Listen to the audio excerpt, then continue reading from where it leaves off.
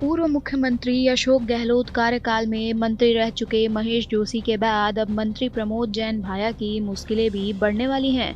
अवैध खनन और फर्जी पट्टों को लेकर उनके खिलाफ दर्ज मामलों में अब आगे की कार्रवाई होने वाली है।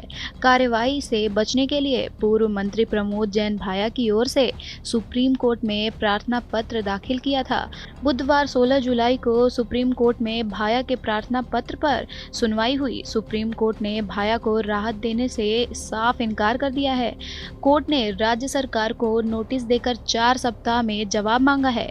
भाया को पुलिस कार्रवाई सहयोग करने के निर्देश दिए और अगली सुनवाई तक उनके खिलाफ सख्त एक्शन नहीं लिया जाए। पूर्व मंत्री प्रमोद जैन भाया के खिलाफ अलग अलग पुलिस थानों में कुल 29 प्रकरण दर्ज हैं।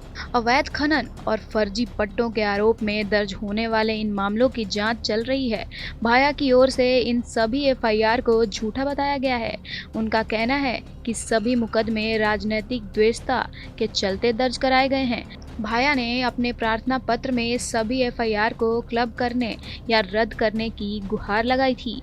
पहले यदि गुहार राजस्थान हाई कोर्ट में लगाई गई, लेकिन हाई कोर्ट ने राहत देने से इनकार कर दिया था। हाई कोर्ट के इसी फैसले को चुनौती देते हुए सुप्रीम कोर्ट में याचिका लगाई गई। सुप्रीम कोर्ट ने भी हाई कोर्ट के फैसले को सही माना और सभी एफआईआर को एक जगह करने या रद्द करने से इनकार कर दिया।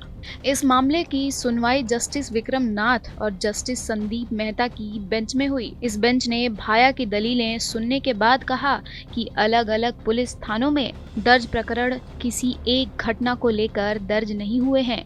सभी प्रकरण अलग अलग हैं। ऐसे में अलग अलग ही जांच होना सही है। सुप्रीम कोर्ट ने भाया को निर्देश दिए कि वे जांच में सहयोग करें। अवैध खनन, फर्जी पट्टों को लेकर जो प्रकरण दर्ज हैं, उनमें प्रमोद जैन भाया की पत्नी उर्मिला जैन भाया के साथ उनके करीबियों के नाम भी शामिल हैं। प्रमोद जैन भाया पर सुप्रीम कोर्ट से हुए इस एक्शन के बाद एक बार फिर नरेश मीणा भी सुर्खियों में है। दरअसल नरेश मीणा, जो कि हाल ही में कोर्ट से जमानत मिलने के बाद बाहर आए हैं, उन्होंने कभी प्रमोद जैन भाया के खिलाफ खुलकर मोर्चा खोल रखा था। यहाँ तक कि इसको लेकर नरेश मीणा के खिलाफ ही कई मामले दर्ज हुए थे। लेकिन मौजूदा वक्त में जब नरेश मीणा बाहर हैं और अंता जहां से प्रमोद जैन भाया कभी विधायक हुआ करते थे, उस सीट पर उन्हें 2023 चुनाव में बीजेपी के कंवर लाल मीणा से हार का सामना करना पड़ा था। लेकिन कंवर लाल मीणा को उनके एक 20 साल पुराने मामले में सजा मिलने के बाद उस सीट पर उपचुनाव की प्रबल संभावना जताई जा रही है।